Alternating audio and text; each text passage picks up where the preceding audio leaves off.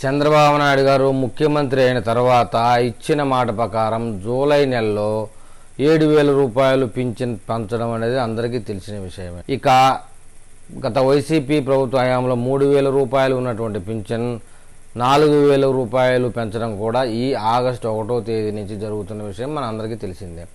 కాకపోతే ఇందులో ఒక అనుమానం ఏంటంటే, గతంలో చంద్రబాబు నాయుడు గారు 3 నెలల లోపు ఎప్పుడైనా పింఛన్ పొందవచ్చు అని ఇచ్చిన హామీ కోసంగా జూలై నెలలో ఎవరైనా ఇంటి వద్ద లేకుండా వెళ్ళి ఆ 7,000 రూపాయలు పింఛన్ పొందని వాళ్ళు ఈ ఆగస్టు 1వ తేదీన వాళ్ళకి ఆ 7,000 పింఛన్తో కలిపి ఇప్పుడు ఇవ్వబోయే 4,000 రూపాయలు అంటే 11,000 రూపాయలు పింఛన్ అందుతుందా లేదా అనేటువంటి అనుమానాలు ప్రజల్లో వ్యక్తం అవుతున్నాయి. దాని మీద వివరణ కోసం అయితే నేనైతే చాలామంది సచివాలయ సిబ్బందులను అడిగితే అలా ఇచ్చే అవకాశం లేదంటున్నారు.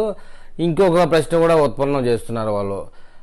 జూలై నెల 1వ తేదీ వరకు పింఛన్ పొందని దాఖలాలు చాలా తక్కువ. 99% ఎవరు పింఛన్ తీసుకోలేకపోవడం అనేది జరగలేదు. ఎందుకంటే పింఛన్ 7,000 రూపాయలు అనేది ఒక పెద్ద మొత్తం కాబట్టి ఏ వృద్ధులైనా కూడా ఆ సమయానికి ఇంటి వద్ద ఉండి ప్రతి ఒక్కరూ పింఛన్ పొందడం అనేది జరిగింది. కాబట్టి లాస్ట్ ఇయర్ లేకపోవడం, తీసుకోలేకపోవడం వాళ్ళకి ఇప్పుడు కల్పిస్తారా అనేటటువంటి ప్రశ్న ఉత్పన్నం కాదు.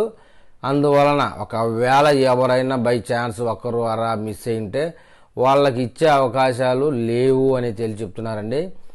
అందువల్ల ప్రజలకు ఉన్నటువంటి చాలా తక్కువ పర్సెంట్లో ఇలా జరిగింది. రాష్ట్ర వ్యాప్తంగా మహా అంటే ఒక 50 మందో 100 మందో ఉండొచ్చు ఇలాంటి సమస్య ఉండేవాళ్ళు. వాళ్ళకైతే 11,000 రూపాయలు పింఛన్ ఇచ్చే అవకాశాలు చాలా తక్కువ అని చెప్పి నా సర్కిల్లో ఉన్నటువంటి సచివాలయ ఉద్యోగులు తెలియజేశారండి.